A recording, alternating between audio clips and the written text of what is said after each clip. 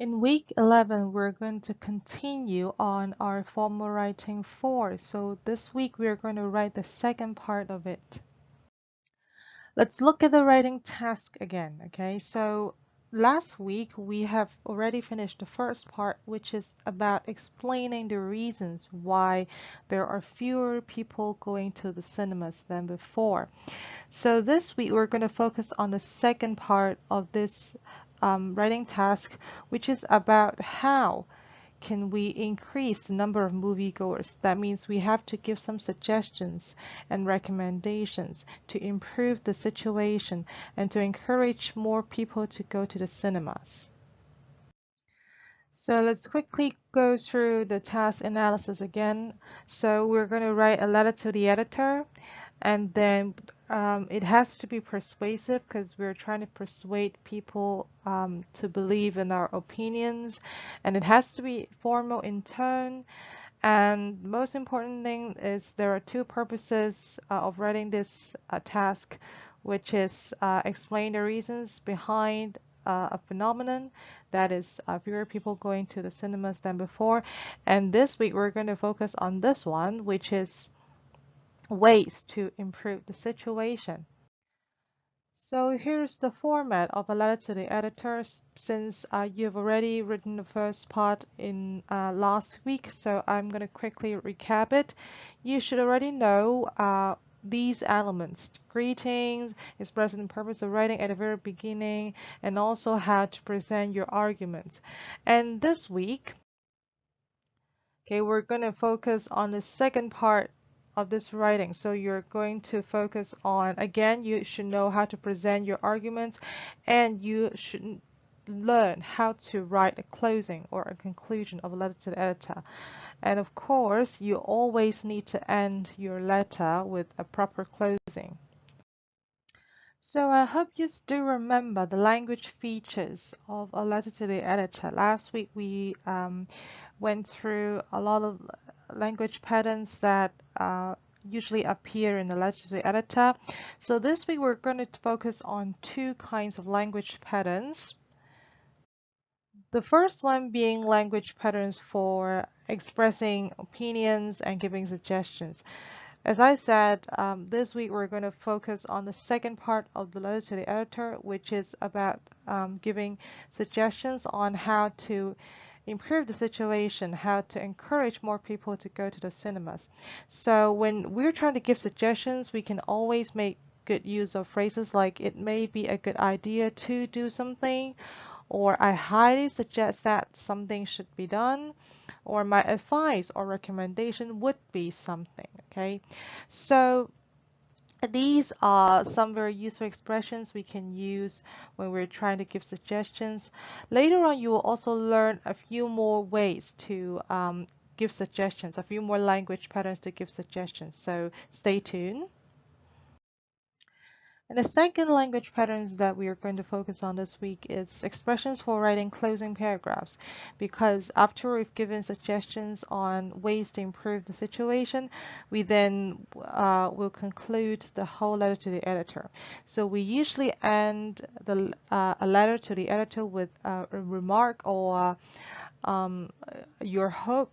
So you may use expressions like, "I hope this letter will encourage the public to do something or the government to do something." Okay, maybe because this letter is about the number of moviegoers, so you may say something like, "I hope this letter will encourage the public to realize the importance to support a local movie culture and to go to the cinemas more," something like that. So you can always make a special remark or express hope in the closing paragraph. All right, now let's brainstorm some ideas for this week's writing task. So we have to think about what can be done to increase the number of moviegoers. So we should give 2 to 3 suggestions with supporting details. So before we think about the solutions, we should first think about the reasons why there are fewer moviegoers than before. We have already gone through these ideas last week, so let's have a quick recap. We believe that it could be the movie tickets are too expensive. People think that it's not worth the money to go to the cinemas, or it could be because the quality of movies is going lower and lower. And it also could because there are more and more entertainment options. There are so many ways for us to watch movies on the internet. There are so many websites where we can download free movies, and we can watch a lot of funny videos on platforms like YouTube and Netflix. So that's why fewer and fewer people want to go to the cinemas than before.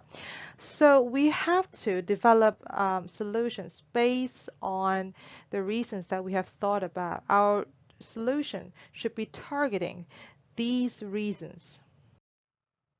So, for example, in response to the idea that watching movies in the cinemas is too expensive, it's not worth the money, what can we do to solve this problem? First of all, we may lower the price or we may offer discount so that people do not need to spend a whole lot of money to buy a single ticket. Or we can improve the services. For example, we can offer free drinks and free food. We can also improve the seats. We can make better seats, say make it more spacious.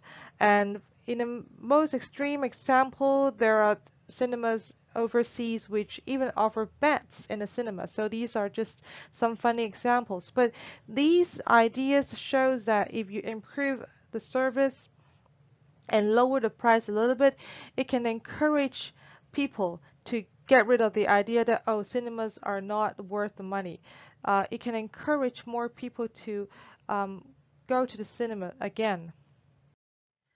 So regarding the fact that there are so many cheaper alternatives available, especially on the internet, allowing people to download movies for free or to watch movies at a very low cost. So what can be done? First of all, usually sometimes if you download movies online for free, very often these movies are violating the intellectual property rights is not legal. So it is very important for the government to educate the public about the importance of respecting intellectual property rights because if we do not respect the intellectual property rights, nobody would like to make new movies anymore because they cannot make money from making new movies. So this is one thing. And then the other thing is, again, through education, we should let the public know that it is very important to support the local movie industry because it is a way to promote our culture. And if we do not support the movie industry by going to the cinemas, no movie producers would like to make new movies anymore, and we will end up having no new movies to watch. So it is very important to respect the intellectual property right and support the movie industry. So it is very important to let the public know these two facts through education. So concerning the lower quality of movies, there are actually so many things that the government can do. For example, the government can organize movie competitions to encourage young local movie makers to show their talents and produce good movies. Actually, the Hong Kong government has done something similar before. It has held a competition where young movie makers or script writers are encouraged to tell their stories, to tell the plots they have in mind, and the winner will be given a huge amount of money to really make the story into a movie. I mean, turning the story into a movie. So this way, young movie makers will be encouraged to bravely tell their stories and produce more high quality movies and more creative movies. So these are some of the suggested ideas on how to improve the situation, how to encourage more people to go to the cinemas. So now let's start writing. So this week we're going to focus on the second part. So we have to give 2 to 3 suggestions on how to encourage more people to go to the cinemas, and we have to write the conclusion. Okay, so please bear in mind that when you write the solution, each solution, just like the reason, must be supported with details. So how can we do that?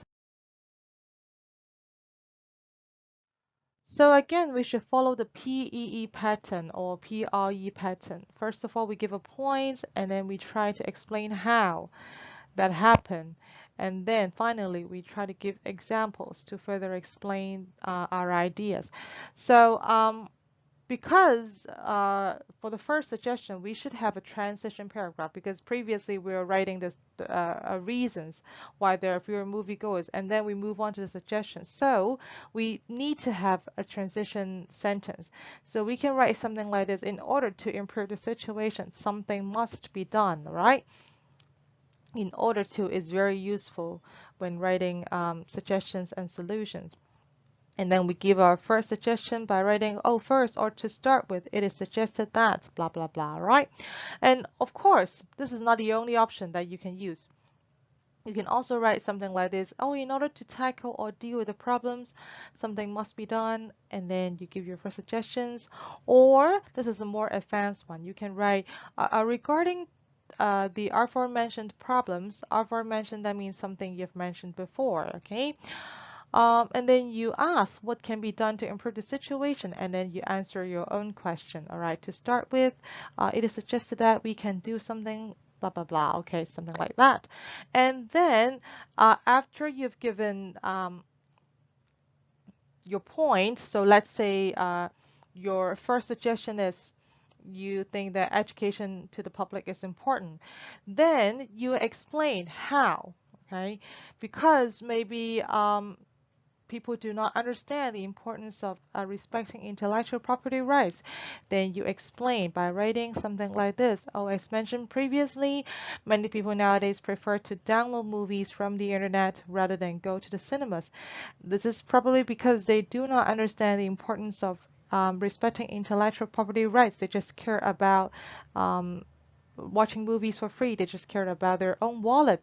So it is very important for us to educate the public, to let them know that it's actually very important to respect the intellectual property rights. So you explain, oh, what can be done to educate the public, maybe through advertisement or maybe through talks.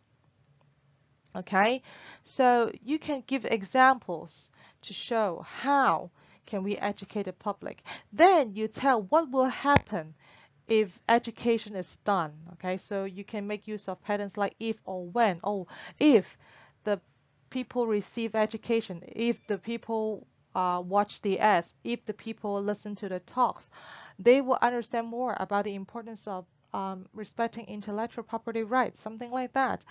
Or you can, of course, again, make use of adjective patterns. It's very important, is a very useful phrase, useful language patterns when it comes to expressing opinions. I have an example here for you. You can write something like this. Oh, it is important for the public to understand the importance of protecting intellectual property rights, something like that.